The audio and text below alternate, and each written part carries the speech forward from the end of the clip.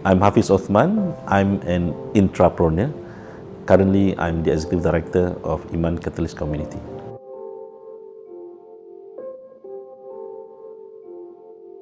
So I run Iman Catalyst Community as a company. It is a non-profit company. It's registered in Accra, not as a charity, not as a society, but as a company limited by guarantee. We can do business, but it is for a social purpose.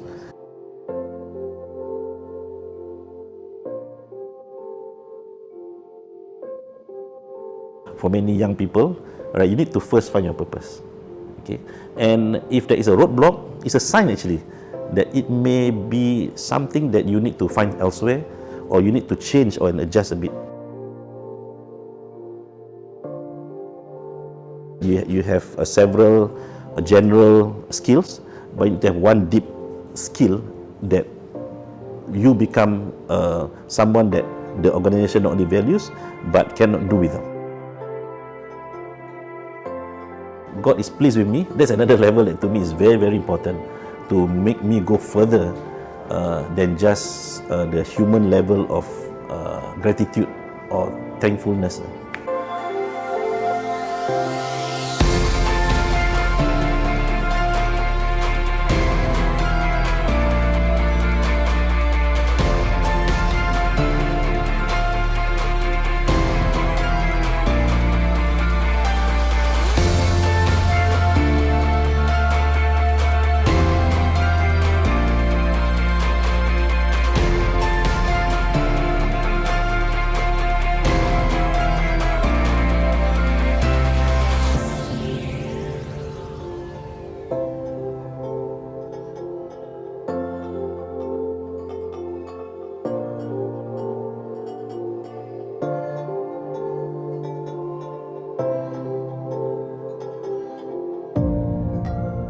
So I graduated in 1994 from National Institute of Singapore in political science and history.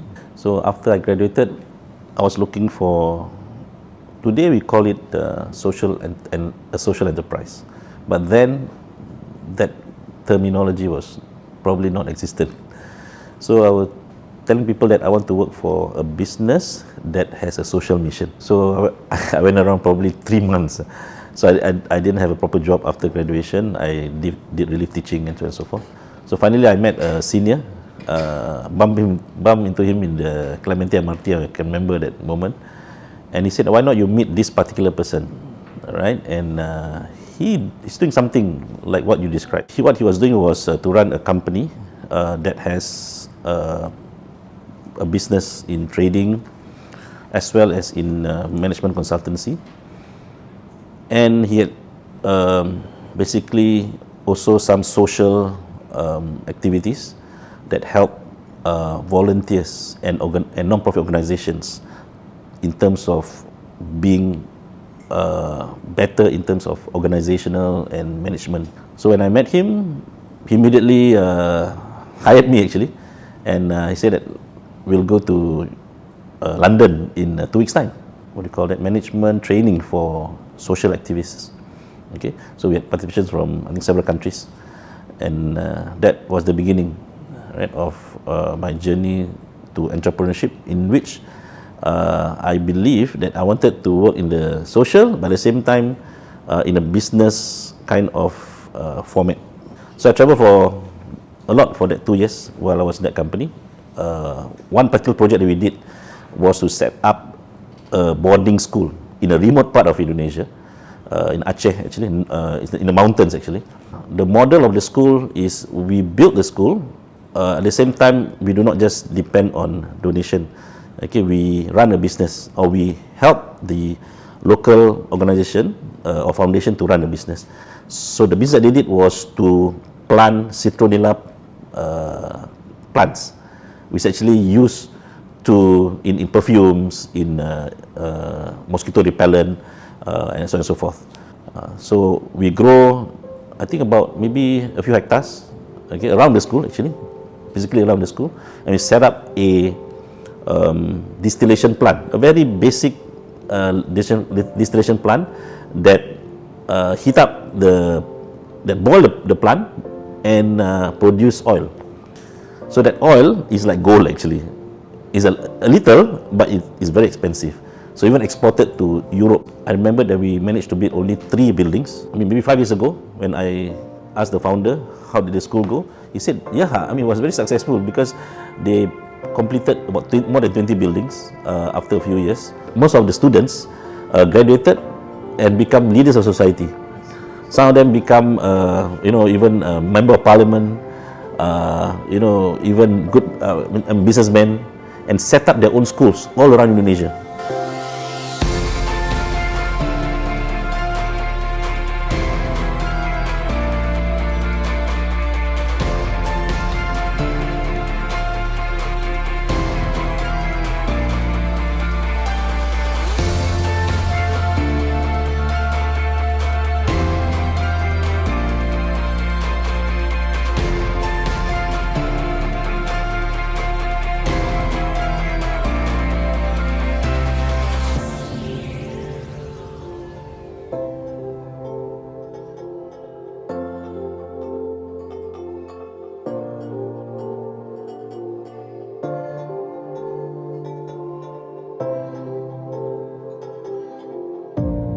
So I joined Micron Semiconductors and NMC, multinational corporation, in 2001.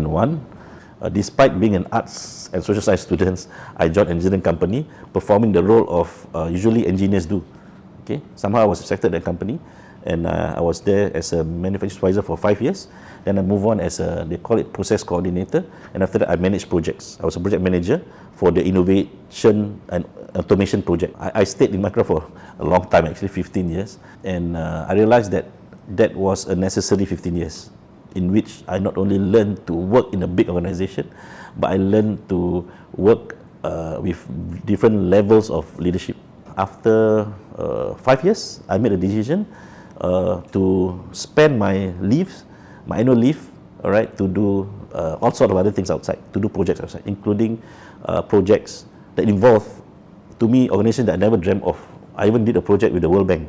I was in the team, all right, of researchers, professors, and consultants, right, to write a report on that particular project. Okay, while I was in Micron also, I tried several businesses. With some friends, we set up a sandwich shop. Okay, so the 4 of us basically agreed to put some money into it, right? And one of them even agreed to resign and run the shop. I mean, after 2 years, we realized that we couldn't achieve the goals that we wanted, and we so-called sold off the business, all right, at a loss.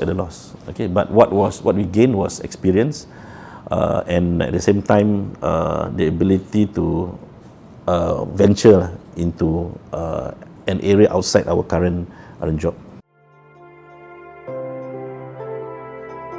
The opportunity came to manage projects, to manage people, which by that time I had 15 years of people management, project management, and along the way also I was involved in many of the projects with some friends and partners to help schools in terms of getting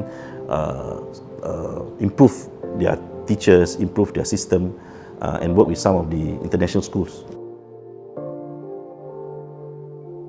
I'm 50, going to 54 soon.